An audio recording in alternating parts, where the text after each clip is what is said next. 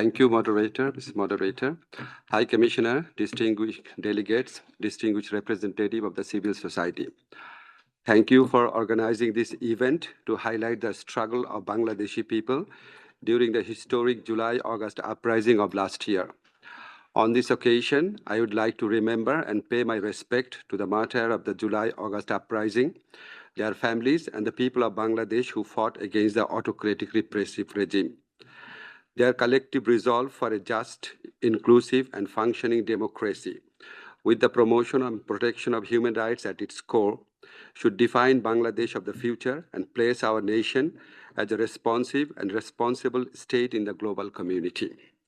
Distinguished audience, on behalf of the people of Bangladesh and the government of Bangladesh, I express my sincere gratitude to OHCHR, to the High Commissioner in particular, the fact-finding team of OHCHR, who conducted the most thorough and credible investigation of the struggle and sacrifice of Bangladeshi people, particularly during the July uprising.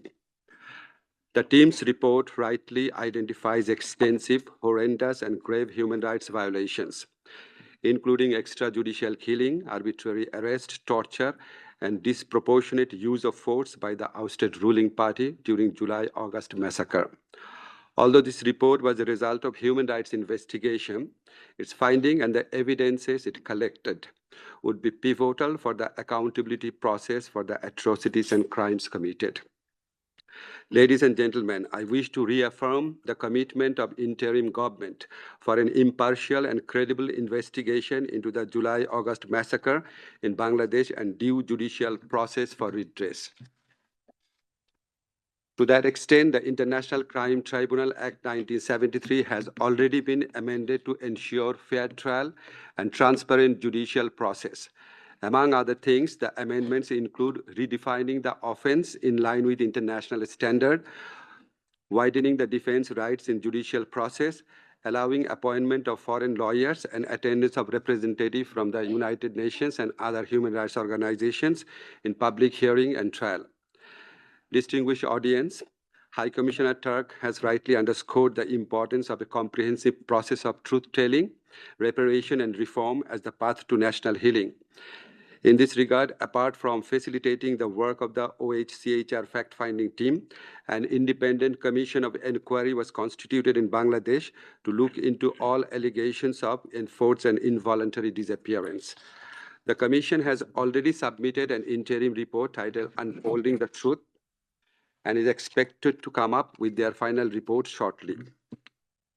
Let me also mention that the interim government has also decided to define and include enforced disappearance in our penal law and is seriously exploring the options of acceding to the optional protocol of the Convention Against Torture before 26 June.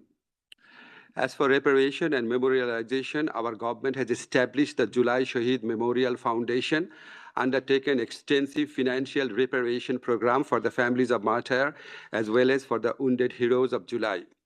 We also arranged long-term and, in cases, advanced medical treatment abroad for the critically injured and have undertaken initiative for livelihood opportunities. Distinguished audience, in order to restore people's trust and confidence and to ensure that the tragic past never recur in future Bangladesh, our government initiated reform in certain important sectors and formed 15 different reform commissions. Already 6 reform commissions have submitted their final report. Many of the recommendations made in the OHCHR report are similar to the recommendation made by our reform commission, such as ensuring independent judiciary, professional police force, clear definition of roles of intelligence agencies.